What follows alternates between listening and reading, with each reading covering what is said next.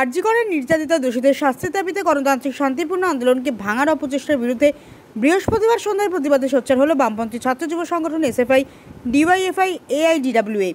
এদিন আরজি করের প্রতিবাদে মেদিনীপুর শহরে মিছিল করার পাশাপাশি গোলকুয়ার চকে পথ অবরোধ করা হয়। স্লোগান ছিল একটাই, উই ওয়ান্ট জাস্টিস।